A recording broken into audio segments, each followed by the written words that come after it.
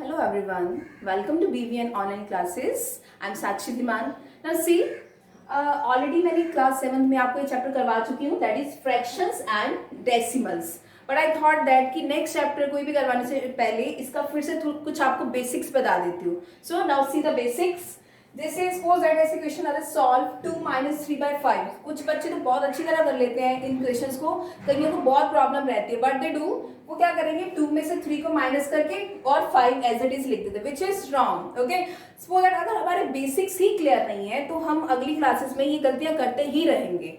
Okay, तो देखिए अब क्या करूंगी मैं, यहाँ पे आप डिनोमिनेटर में 1 लगा सकती हूँ मैं, अगर किसी को प्रॉब्लम रहती है कि डिनोमिनेटर में आप 1 लगा लेते हैं. अब देखिए इसके डिनोमिनेटर 1 है, इसके डिनोमिनेटर 5 है.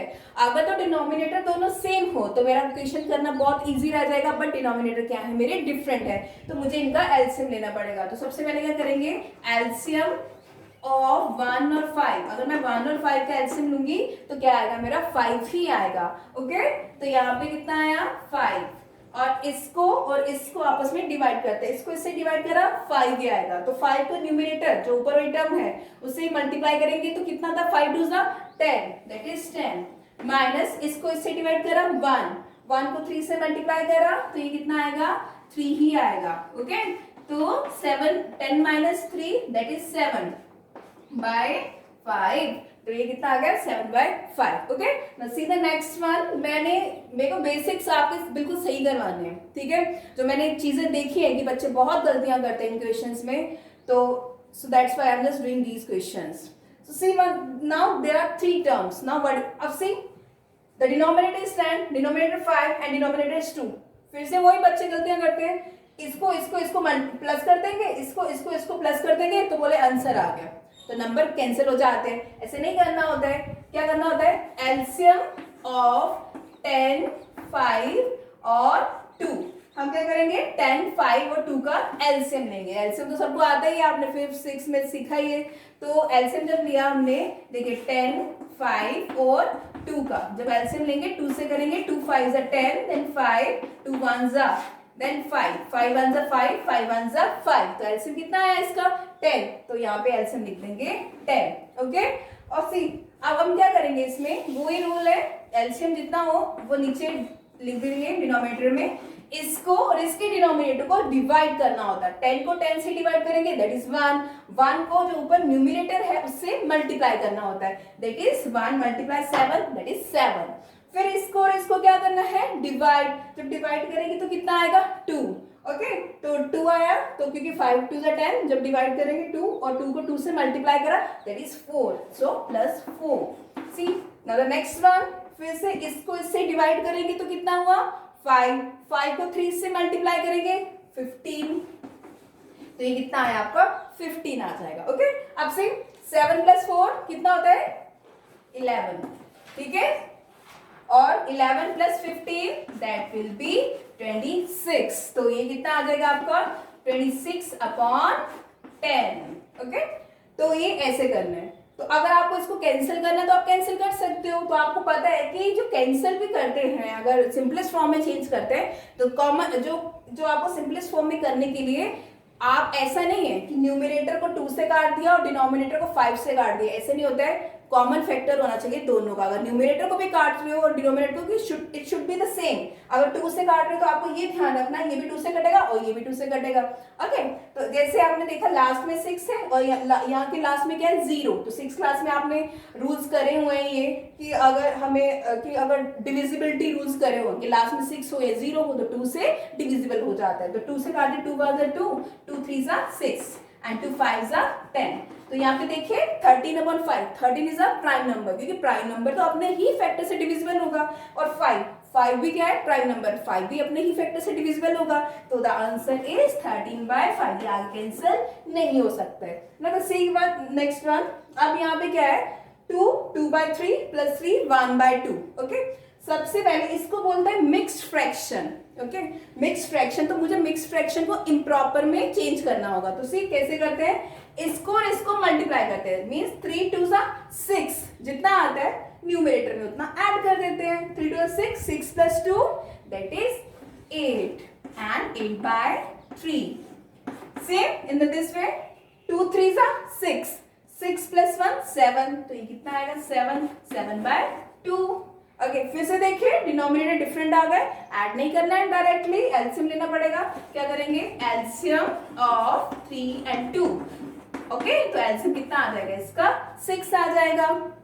तो अब एलसीएम देखा कितना है 6, इसको इससे डिवाइड करना है, इससे डिवाइड करा तो कितना है 2, 2 को ऊपर न्यूमरेटर से मल्टीप्लाई कर देते हैं, दैट इज 60 प्लस फिर से डिवाइड करेंगे तो कितना आएगा 3 और 3 7 जा 21, और ये कितना हुआ 6 + 1 7, 2 + 1 3, 37/6। ये आपस में कैंसिल नहीं होगा क्योंकि 37 इज अ प्राइम नंबर, क्योंकि अपने फैक्टर से डिविजिबल होगा। चलिए, ये तो एक 3 क्वेश्चन है। नेक्स्ट वन देखिए, अब यहाँ पे क्या है, कुछ अलग है जो बच्चों ने मेरे को, मैं सिर्फ वो डाउट्स क्लियर कर रही हूँ, जब मैंने ये ऑलरेडी चैप्टर करवाया था तो जो बच्चों के डाउट्स थे तो मुझे लगा कि ये डाउट्स हैं तो इनको क्लियर करवाना चाहिए। सी नेक्स्ट वन, 1/2 ऑफ 24 and 46, मतलब ये तो 1/2 पार्ट निकालिए किसका, 24 का और 46 का।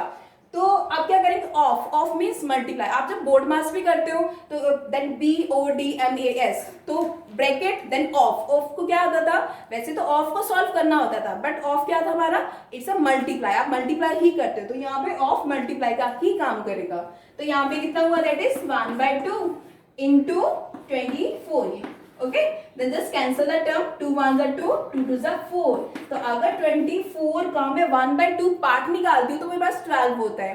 तो see the next one, 1/2 part of 46। अब 46 का निकालना है तो ये डिविजिबल है इससे, 2 2 जा 4, 2 3 जा 6, दैट इज 23। तो अगर मैं 1/2 पार्ट निकालती हूँ 46 का, वो भी कितना आएगा आपका 23 आएगा। ओके, अब नेक्स्ट तो देखिए मल्टीप्लाई वाले क्वेश्चंस, आपको इसको और इससे मल्टीप्लाई नहीं करना है। जब भी मिक्स फ्रैक्शन में है सबसे पहले मिक्स फ्रैक्शन को ओपन करके फिर मल्टीप्लाई करना है। सो 5 3 जा 15, 15 + 2 that is 17, 17/5 multiply by 4/7। Okay, तो 17 4 जा दैट इज 68, तो ये कितना आएगा 68, और यहाँ पे कितना हुआ 7 5 जा 35। तो आपको ये इसमें चेंज कर देना। अगर आपको इसको मिक्स फ्रैक्शन में चेंज करना है तो आप इसको मिक्स फ्रैक्शन में भी चेंज कर सकते हो। अब यहाँ पे कहता फाइंड 1/4 ऑफ 3/5 और 4/3। कहता है कि 1/4 पार्ट निकालने किसका, 3/5 का, 4/3 का। अभी जस्ट मैंने रिसेंटली ऐसा करवाया पर वो फ्रैक्शन में नहीं था। अब फ्रैक्शन में कैसे निकालते हैं, देखिए इसका फर्स्ट पार्ट देखिए, 1/4 into 3/5। ओके, तो ये 3 into 1 दैट इज 3, 5 4 जा 20, तो ये कितना आ जाएगा आपका 3/20। वैसे ही 4/3 का निकाल दीजिए, यहाँ पे कितना आएगा B part, that is 1/4 into 4/3। So multiply it, so ये कितना हुआ आपका 4 into 1 4, 4 3 जा 12। अब देखिए यहाँ पे आपस में कैंसिल भी हो सकता था ना, 4 और 4, 4 1 जा 4, 4 1 जा 4। अगर आपको यहाँ पे कैंसिल करना कर लीजिए, अगर आपको याद भूल जाता है तो 4 1 जा 4, 4 3 जा 12, नीचे भी आप इसको कैंसिल कर सकते हैं, इट इज 1/3। सीधा नेक्स्ट वन, अब यहाँ पे देखिए डिवीजन, तो अब ये डिवीजन है, डिवीजन में भी आपको बड़ी मिस्टेक्स करते हो बहुत सारी। अभी डिवाइड का रूल है, सबसे पहले आपको एक चीज बता दूं, सी अगर a divided by b upon c, मतलब a any number, b is any number, c is any number, अगर ये होता है तो हमने करना कैसे है, देखिए a एज इट इज रहेगा, मतलब इस फॉर्म में मैंने इस क्वेश्चन को लिया है। अब ये जो डिवाइड का साइन है, बच्चे क्या करते हो आप लोग, मैं आपको ये बताती हूँ कि डिवाइड का साइन होता है तो टर्म जो राइट हैंड साइड वाली टर्म है वो रेसिप्रोकल हो जाती है। कोई बच्चे क्या करते हैं, लेफ्ट हैंड साइड वाली रेसिप्रोकल करते रहते हैं और डिवाइड का साइन चेंज नहीं करते। गलत हो गया, पहले तो राइट हैंड साइड की रेसिप्रोकल होगी, तो राइट हैंड को नहीं करा, लेफ्ट को कर दिया, लेफ्ट को करने से इक्वेशन गलत। दूसरा क्या होता है, कुछ बच्चे राइट हैंड साइड को रेसिप्रोकल करते हैं, बिल्कुल सही है, बट डिवाइड का साइन को मल्टीप्लाई में चेंज नहीं करते, इक्वेशन तब भी गलत हो गया। तो ये रूल बहुत ध्यान से देखना है कि a divided by b upon c means divide का साइन जब मल्टीप्लाई में चेंज होगा तब रेसिप्रोकल हो गई। अगर डिवाइड का साइन मल्टीप्लाई में चेंज ही नहीं करते हो और रेसिप्रोकल कर देते हो तो आपका आंसर बिल्कुल गलत होगा, आपने इक्वेशन ही चेंज कर दिया, इसका मतलब ये है। ओके, तो यहाँ पे जैसे 12 है और डिवाइडेड बाय 3/4, अब इसको मेरे को सॉल्व करना है, मैं 12 का तो 12 लिखूंगी, फिर से बता रही हूँ राइट हैंड साइड वाली टर्म को कभी चेंज नहीं करना है, जो भी करना है लेफ्ट हैंड साइड वाली टर्म को चेंज नहीं करना है, राइट हैंड साइड को चेंज करना है। तो ये मल्टीप्लाई में साइन चेंज आ गया, ये कितना आया 4/3, that is 3 1 3, 3 4 12, 4 4 16, the answer is 16। सो अगर ऐसे होता जैसे like A divided by B और यहाँ पे C अपॉन D, ठीक है, यहाँ पे A upon B divided by C upon D, मतलब A B कोई भी नंबर हो सकते हैं, इंटीजर्स हो सकते हैं, तो उसको कैसे सॉल्व करना है, A upon B as it is और डिवाइड का साइन मल्टीप्लाई में चेंज, और क्या बोला राइट हैंड साइड वाली टर्म, तो मीन्स D अपॉन C आएगा यहाँ पे, और उसके बाद मल्टीप्लाई करके जो भी आंसर आता आपका। Okay, so the next one, अब ये बेसिक्स करवा रही हूँ तो इसलिए मैंने पूरे ही चैप्टर में से कुछ मिक्सचर्स ले लिए, मतलब अलग अलग टाइप के क्वेश्चंस लिए। तो ये भी क्वेश्चन है, ये मल्टीप्लाई में भी उनको आपको प्रॉब्लम आती है कि यार मल्टीप्लाई कैसे करना है। सिंपल है, अगर 0.05 इंटू 7 है तो आपको क्या करना है, सी अगर प्रॉब्लम रहती है तो देखिए डेसिमल का हटा के 1 आ जाता है, जैसे मैंने आपको बताया, और डेसिमल के आगे जितने भी डिजिट्स होते हैं उतने जीरोस के डिनोमिनेटर में आ जाते हैं। मींस कितने डिजिट्स आ जाएंगे 2 इंटू 7। कुछ क्या करने लग पड़ते हैं, इसको कैंसिल करने लग पड़ते हैं, बहुत लंबा रूल लगाते हैं। लंबा रूल लगाना ही नहीं है जब इजी काम हो सके तो, सिंपल, दैट इज 7 5 35, ठीक है, 35 अपॉन 100। तो 2 जीरोस के बाद डेसिमल, मतलब सपोज दैट ये इसका हो गया डिजिट, ये इसका, अब ये जो 1 है समथिंग यहाँ पे आएगा, तो इसका आंसर लिख दीजिए 0.35। Okay, so next one 0.35 divided by 5। अब ये क्वेश्चन है, अब इसका भी क्या करना है, 35 अपॉन से डेसिमल का 1 और इसके बाद जितने डिजिट्स हैं उतने जीरोस लगा दीजिए, इंटू 5 लगा दीजिए। ओके, अब देखिए इसको मल्टीप्लाई कर दीजिए, 5 5 25, 2 5 15, 15 प्लस 2 17, इट मीन 17/100 आ गया आपका। तो अगर आपको इसको डेसिमल में चेंज करना तो सिंपल, ये इसका डिजिट हो गया, ये इसका हो गया। अब ये जो 1 है, 1 क्या बन जाता है, अगर डेसिमल हो तो 1 बनता है, तो something decimal should be there. Okay, तो ये कितना आएगा 1.75, this is your answer. So these were the basics rules in chapter number 2. I already taught you this chapter, but still if you have any doubt, you can contact me so that I can continue this chapter.